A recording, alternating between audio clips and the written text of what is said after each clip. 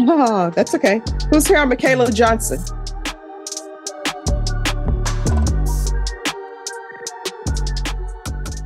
All right. Is that the person on the Samsung who's not dressed appropriately for court and appears not to have a shirt on? All right. So they will not be given a victim impact if that is the person. All right. And then there's someone on by the name of Bachelor Santabenes. All right. So then Samsung appears to be yours. So that person will not be given a victim impact. Yes, sir. All right. I think everyone should know that you have to have clothes on in court. There she is. Oh, well, he's at the end of the pile. All right. Court is calling 2023 CR 3848, State of Texas versus Michaela Elise Johnson. Can I have parties announced for the record for the state? Defense? Patrick Hancock for the defendant. All right. And are you Ms. Johnson? Yes, ma'am.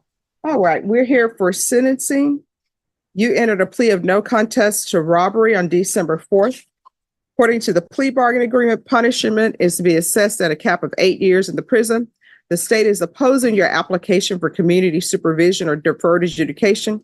They're taking certain items into consideration. All right.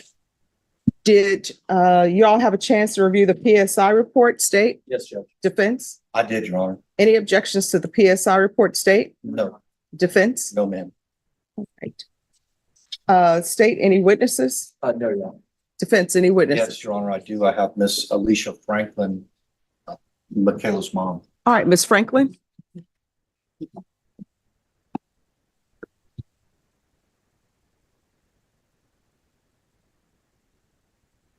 Can you raise your right hand? Do you solemnly swear or affirm the testimony you give will be the truth, that nothing but the truth, so help you God? I do. All right, you can lower your hand. Make sure you keep your voice up so the court reporter can hear. If you can Okay. state your name for the record. Alicia Franklin. All right, defense. Miss Franklin, good morning. Good morning. You and I have spent a lot of time together regarding Michaela, is that correct? Correct. And you are aware that Michaela has accepted responsibility for a robbery here in Brick County. Correct. And today is the day that the judge can either send her to prison or entertain her application for probation or deferred adjudication. Correct. Ms. Franklin, let me just ask you, how old is Michaela? As of now, she is 18. When the case started, she was 17. And when did she turn 18? November 3rd. And where is she a student at? At Roosevelt High School. What grade is she in? She's a senior. And being in Roosevelt High School, has she made future plans, applied to any universities, or done anything at this point in her senior year? Yes, she was accepted to UTSA and we're pending. Excuse me. Please whisper. Say it again, ma'am. She was accepted to UTSA and we're pending the application for Clark Atlanta University. Very good. And how is she doing in school? She's doing good. She's on my honor roll. Right now she has all A's and perfect attendance since she's been out.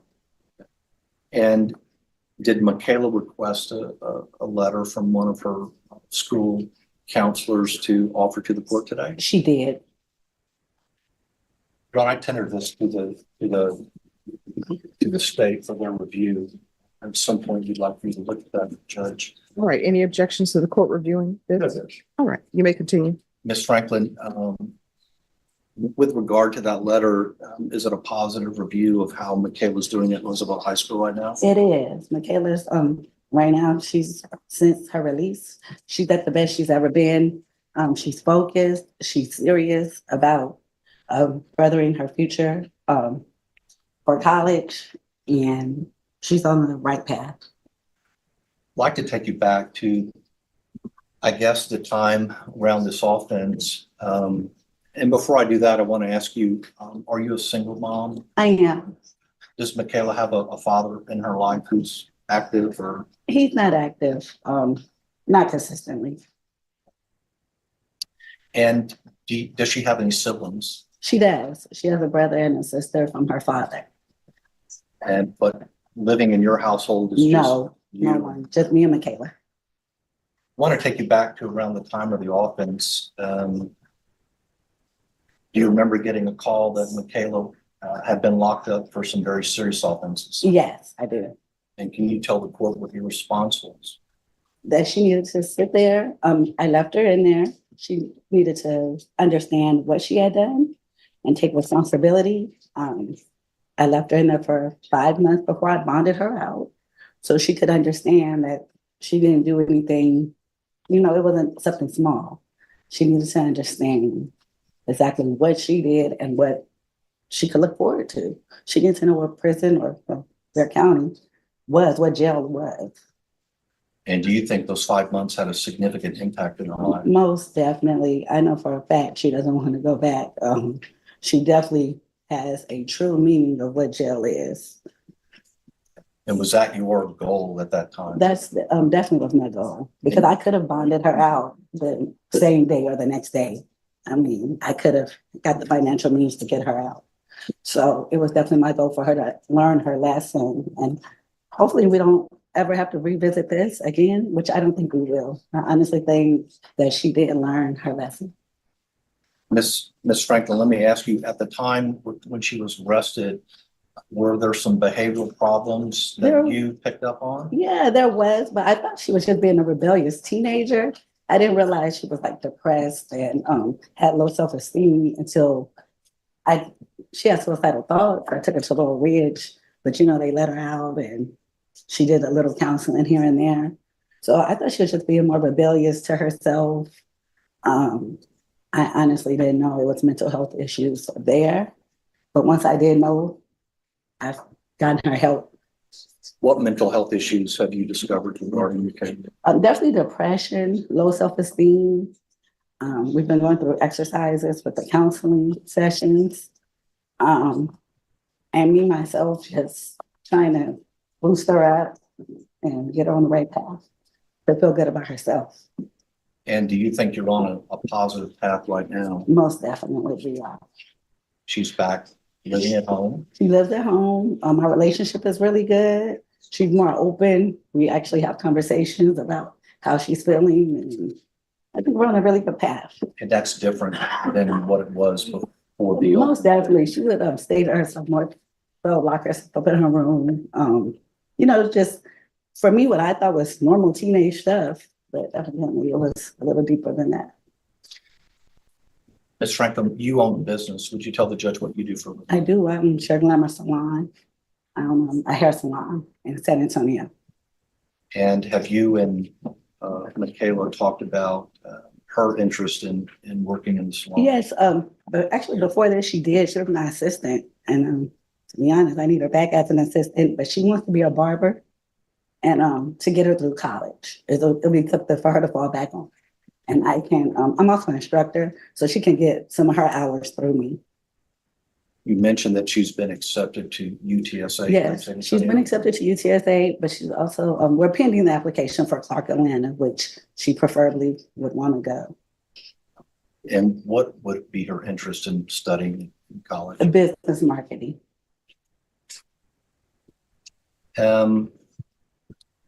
So you left her in jail for 5 months and now she's been on pre-trial release as a condition of her bond. Correct. I know we had one GPS circumstance that we had to take up with the court, but yes.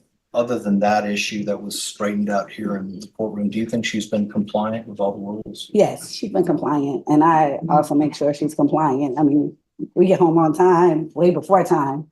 We don't take no shortcuts. So yeah, she's definitely compliant. I know that today we had the opportunity, the three of us, you, me, and Michaela, to go through the pre-sentence report. You can see there are some pretty raw feelings on the part of the listed complainant. Yes. Can you tell me if you think, even before today, do you think Michaela recognizes just how serious this offense was and the fear that people were placed in and the after effects of that fear? Yes, she definitely recognizes that. She's definitely voiced how remorseful she is for this. I know for Christmas we did She wasn't able to actually go to the battered women's shelter, but she did produce a toy drive. So where she marketed it and we received a lot of toys, I think over 500, and took it back to the battered women's shelter. She definitely is remorseful and she definitely understands that she put these people in fear and it's not to be taken lightly. Very good. Could you address very quickly whether you think your daughter would be a good candidate for probation or deferred adjudication in this court? I think she would be a great candidate. I think, matter of fact, I know she has a bright future. This was something that she got herself into that I know she regrets. And I don't think that she should be sent to jail. She's done 5 months. And I understand that it's not the same as 10 years, but she definitely recognizes and has had a taste of what jail is to not do this again and not be in any more trouble and to succeed and hopefully help other juveniles and help other people who are going in that direction. Ma'am, that's all the questions I have. The Okay. state has an opportunity to ask any questions they want. Yes. Any questions? Were you aware that this offense occurred on February 8th of 2023? Once I got a call from the Michaela when she was already in custody. So you knew the date. Yes, And what day was that of the week? Do you remember? I do not.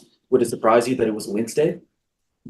I mean, I don't know. Did it so? It was a Wednesday. Yeah. Would it surprise you that this offense occurred shortly before 1 p.m.?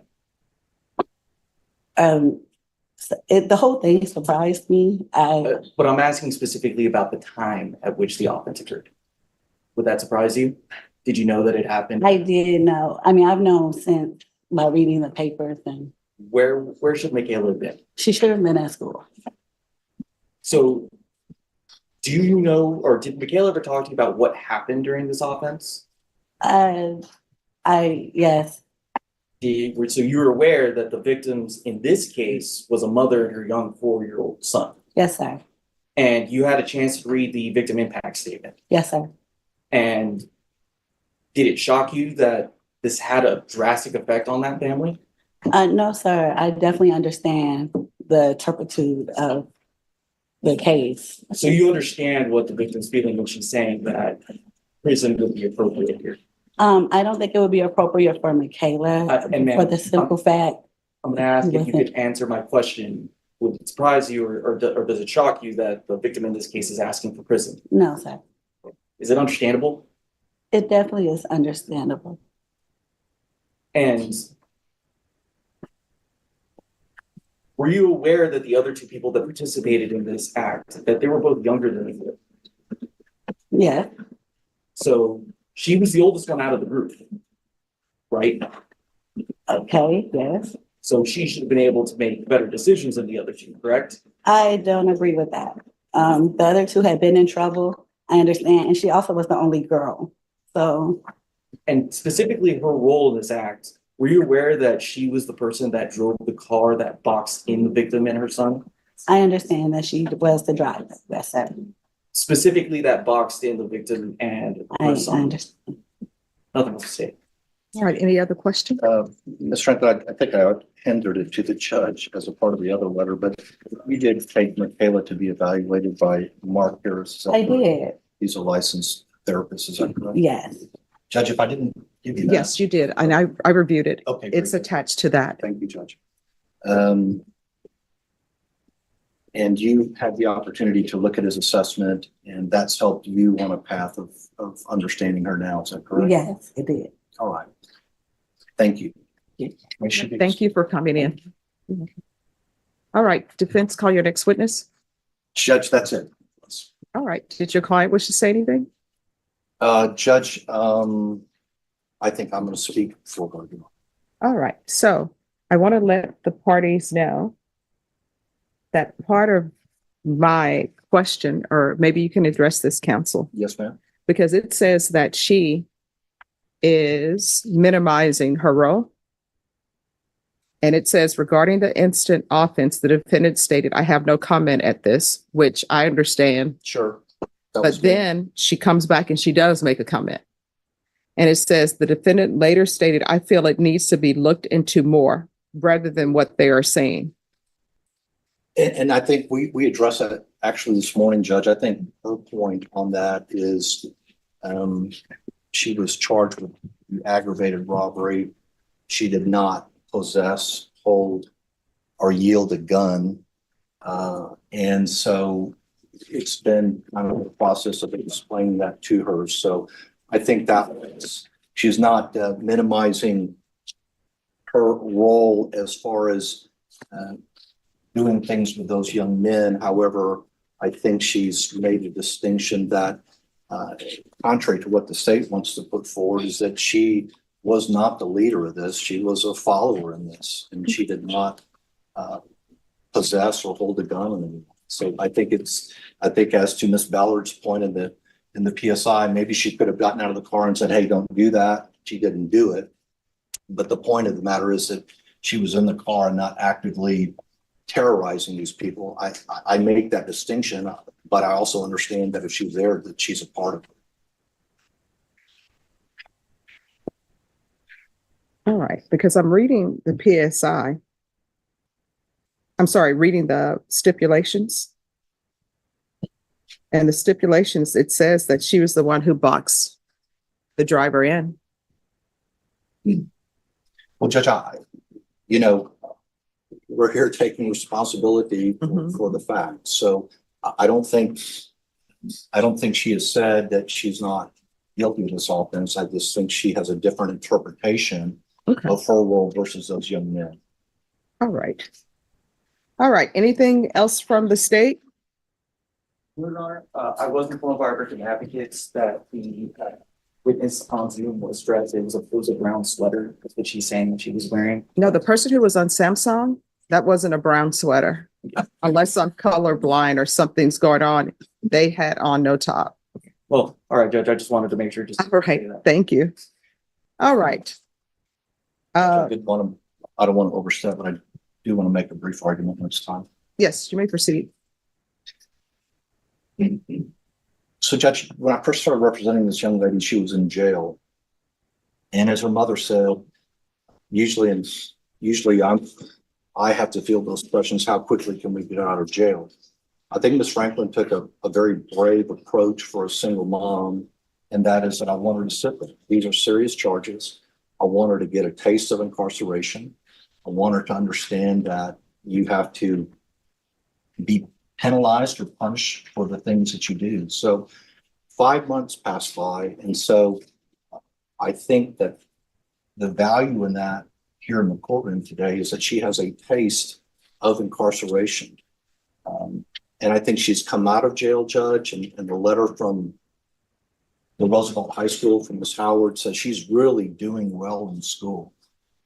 It's hard for me to believe she's 17 years old when I met her, and charged with such a serious crime, and she's turned 18 and she's only 3 months into her 18th year. So, Judge, it's one of those things. She's got a bright future. She's got hopefully acceptance into a school in Atlanta. She's been accepted to UTSA. Those letters, in my opinion, Judge, from Roosevelt High School, those are hard letters to get for the defense. And that's a really fine letter that supports Michaela in her application for probation. I don't want the court to think that she's minimizing this, because we've spent hours talking about the what ifs and how you can't find yourself in that situation. Her mom was bright enough through some talking that we had to get her sessions with Mark Harris, and Mr. Harris is very good through the juvenile probation and through private practice of bringing these young people in. He specializes in young offenders and working with them with this cognitive behavioral. You can't find yourself in the situation. You can't find yourself around the situation. If you do, then you need to leave. You don't need to be boxing anybody in cars. So I think this has been put square upon Michaela. I think she's done a great job out on bond. I think she's doing a great job in school right now. I can tell you that her relationship with her mother has never been better. I just really beg this court to give this young woman a chance. A conviction and being sent to prison is going to irreparably change her life. Now, I know that there's victims out there who have had their life irreparably changed too. There's nothing we can do about that. But this is a young lady who's clearly on a positive path, and we'd like for her to stay there with the court's permission. State. Judge, the situation here is that they specifically targeted a mother and a young child. That child's been damaged for the rest of his life. He's gone through immense trauma. And the role that Ms. Johnson played here was an important one. She boxed them in. She's the reason why they could not get away. I understand that she's made a lot of progress after the fact, but in that moment, she could have made different choices. Choices is what she's gonna have to make going forward. It's something that the state feels that prison would be appropriate here. The victims feel that prison would be appropriate here. That's what we're asking for. Judge, I just want to, you see more of these PSIs than I do, but it looks like the juvenile offenders who I think have the more serious role in this. I can't read this correctly, but it looks like one of them had his cases dismissed, maybe placed on probation, and then one was sent to some kind of TYC placement.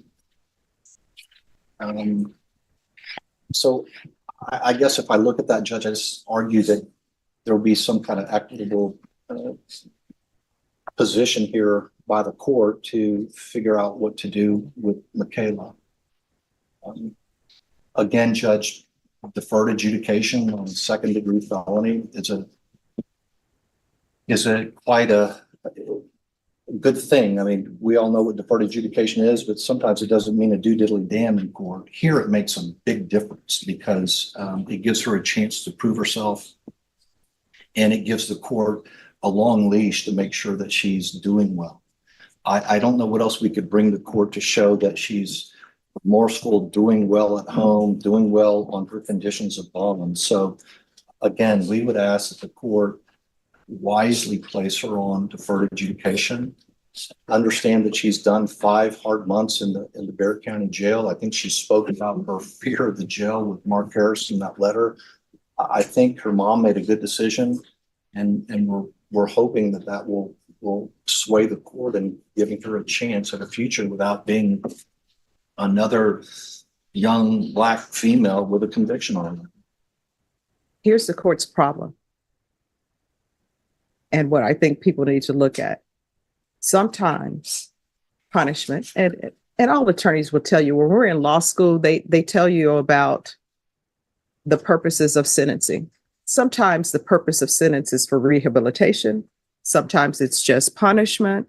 Sometimes it's protecting the community. There are a whole host of reasons. But your problem is sometimes when you've done something that is considered so horrendous, right? No matter the changes you've made, sometimes it's just a prison offense. There are a lot of people who do things that I'm sure if they could go back in time, they would have changed it. They would have said, I wouldn't have done it.